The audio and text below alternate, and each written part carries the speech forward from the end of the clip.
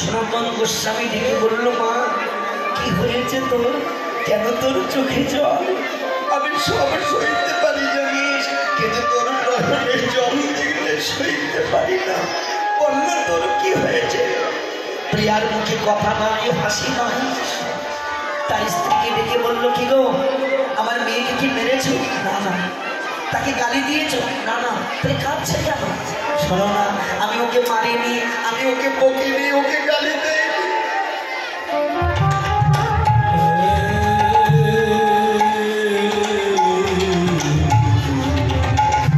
তবে কাঁদছে কেন আমার মেয়ে জানো?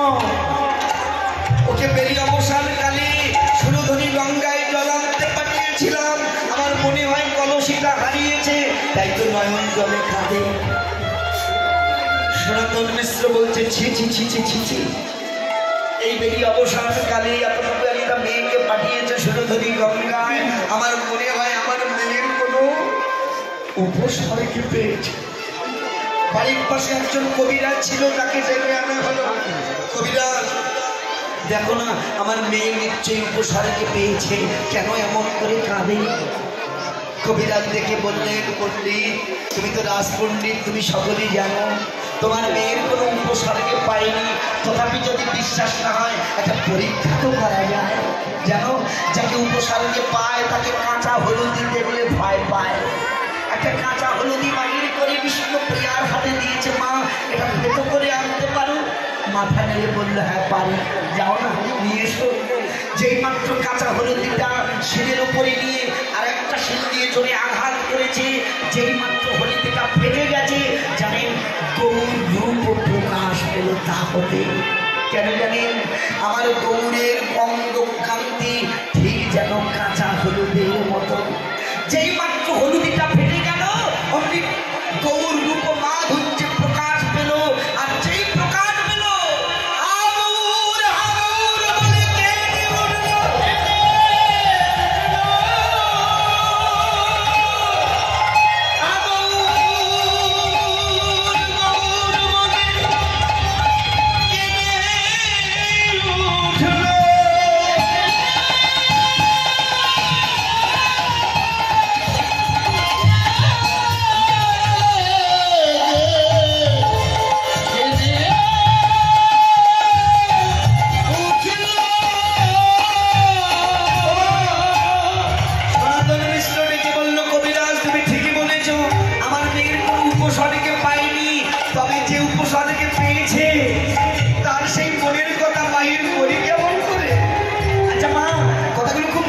সহকারে শুনবেন। আচ্ছা, আস্তে আস্তে, আপনি আমি যখন ঘি খাই, তাই না? ঘি তো বয়ামে থাকে। যখন আঙুল ঢোকে আঙুল দিয়ে বাইর করি, কিন্তু যখন খেতে খেতে তোলায় চলে যায়, আঙুল আর ঢোকে না, তখন কি করি বলুন তো মা? একটা জিনিস ব্যবহার করতে হয়। সেই জিনিসটা কি বলুন তো? চামচ।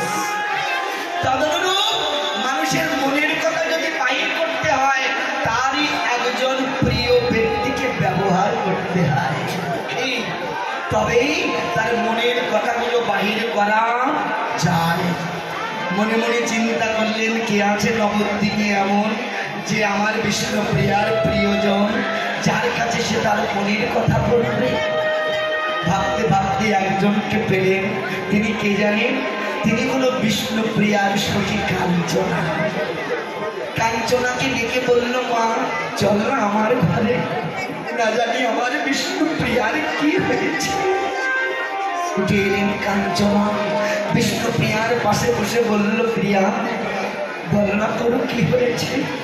আমি সব সইতে পারি জানিস, কিন্তু তোর নয়নের জল দেখলে আমি সইতে পারি না। বল না কি হয়েছে? বিষ্ণুপ্রিয়া কেঁদে বলল, সখী রে শোন, এ তো আমার ভজনের কথা, এ যে আমার আরাধনার কথা, এই কথা যে যার তার শোনে বলিবার কথা নয়।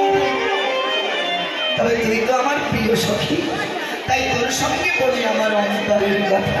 জানিস, আমি বেরিয়ে অবসানকালে কাকে গাগরি নিয়ে আমি গিয়েছিলাম সুরধনী গঙ্গায় জল আনতে। যেই মাত্র গাগরিখানা সুরধনী গঙ্গার জলে ডুবিয়েছে, অমনি এক অপরূপ রূপ মাধুর্য, এক অসামঞ্জস্য রূপ মাধুর্যের মানুষ আমার নয়নে আমি দর্শন করলাম। সখীরে, আমার মনে হলো পৃথিবীতে এমন রূপের মানুষ আর হয় না। যেন আমার মনে হলো কত চাঁদ নিংড়াইয়া বিধি আমার গৌর হরিকে নির্মাণ করেছে। আচ্ছা আচ্ছা মায়েরা, আস্তে আস্তে, আচ্ছা বলুন তোমার আকাশে কটা চাঁদ? কি বাবা, আপনি আমি জানি আকাশে একটাই চাঁদ, কিন্তু বৈষ্ণব গীত কবি লিখেছে কত চাঁদ নিংড়াইয়া। আচ্ছা আকাশের চাঁদ তাকে কি নিংড়ানো যায় তো?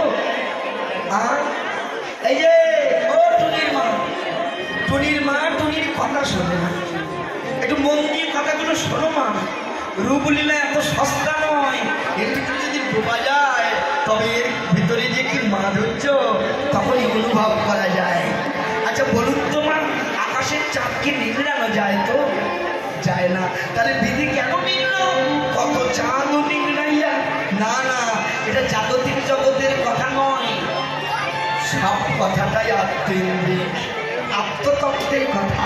জানো মা, আকাশে একটাই চন্দ্র, কিন্তু আমার এই দেহের ভিতরে 24.5 খানা চন্দ্র।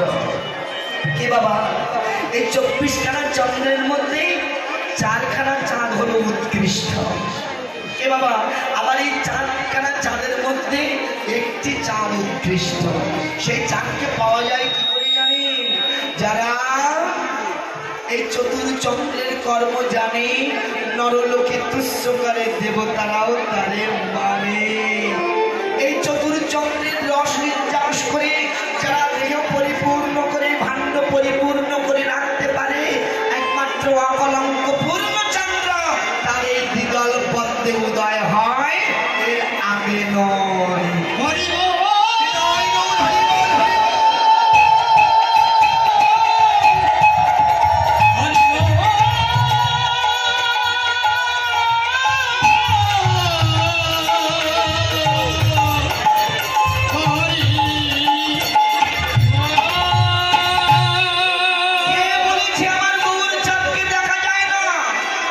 অবশ্যই তাকে দেখা যায়, তবে আমরা কর্ম জানি না, কর্ম বুঝি না, তাই তো সেই গৌর চাঁদকে দর্শন করতে পারি না। মায়েরা, বেশি দিন নয়, মাত্র একটা সপ্তাহ আপনারা আমাকে দিয়ে দেন। এই এক সপ্তাহ ইন্দ্রিয়কে স্থির রেখে কর্ম সাধন করুন। এই এক সপ্তাহ পরে যারা গুরুচরণ আশ্রয় করেছেন, যারা কাম বীজ কাম গায়ত্রী সাধন করছেন, তারা দেখতে পাবেন যে সেই অকলঙ্ক পূর্ণ চন্দ্র